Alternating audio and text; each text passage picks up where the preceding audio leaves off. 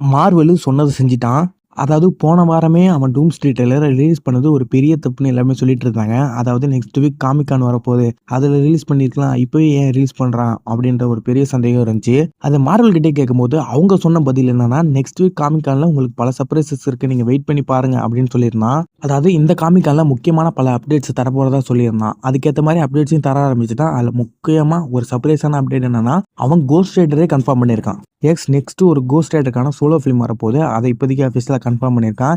இது மட்டும் இல்லாம பல மூவிஸ், பல அப்டேட்ஸ் குடுத்துருக்கான். அதெல்லாம் ஒவ்வொன்னா தனித்தனி வீடியோவா போடுவோம்.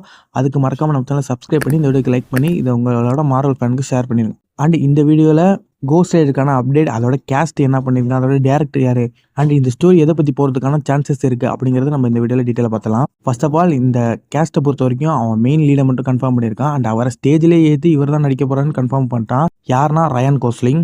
கடைசியா அந்த மனுஷன நம்ம மார்வெல்லயும் பார்க்க போறோம். இவர் கோஸ்ட் ரைடருக்கான பெர்ஃபெக்ட்டான கேஸ்டிங்கான்னு கேட்டீங்கன்னா, எனக்கு அது டவுட் தான். பட் இந்த மனுஷனால அத புல் ஆஃப் பண்ண முடியும் அப்படிங்கிற ஒரு நம்பிக்கை இருக்கு. பார்ப்போம் இந்த மனுஷன் இப்ப மார்வெல்ல வந்து என்ன பண்ண போறாருன்னு. இவர நான் கோஸ்ட் ரைடர் கெட்டப்ல பார்க்க வெயிட்டிங். அண்ட் நெக்ஸ்ட் இந்த படத்தோட டைரக்டரையும் அவன் சேர்த்தே கன்ஃபார்ம் பண்ணிட்டான். யாருன்னா ஷான் லெவி. பேரு எங்கேயோ கேள்விப்பட்ட மாதிரி இருக்குல்ல. அவர் தாங்க டெட்பூல் அண்ட் வுல்வரீனை டைரக்ட் பண்ணாரு. அதே ஆள் தான்.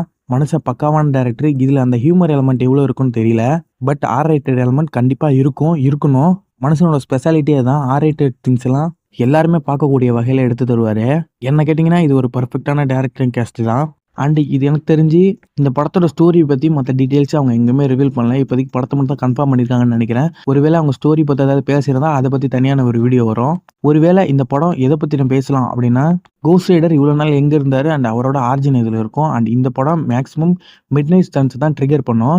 ஃபர்ஸ்ட் ஆஃப் ஆல் கோஸ்ட் ரைடருக்கான படம் இதுக்கு முன்னாடி நம்ம பார்க்க வேண்டியதா இருந்துச்சு. அதான் கோஸ்ட் ரைடர் இதுக்கு முன்னாடி நம்ம மார்வெல்ல பார்த்துருக்கணும். அது பிளேடை டிலே பண்ணி இப்போ பிளேடே ட்ராப் பண்ணிட்டான். பிளேடுல பார்க்க வேண்டிய கோஸ்ட் ரைடருக்கு இப்போ தனியாக படம் கொடுக்க போறான். ஸோ இந்த படத்துல பிளேடு இல்லாம இது மிட் நைட் ஸ்டன்ஸ்ல உள்ள மற்ற டீம் மெம்பர்ஸையும் ஒரு இன்ட்ரோடியூஸ் பண்ற மாதிரி கூட இருக்கலாம். அதாவது பிளேடு அல்லது other mid night stunts members சில பேருக்கு இதுல இன்ட்ரோ இருக்கலாம். சில பேர் இதுல வரதுக்கான சான்சஸ் ரொம்பவே அதிகமா இருக்கு.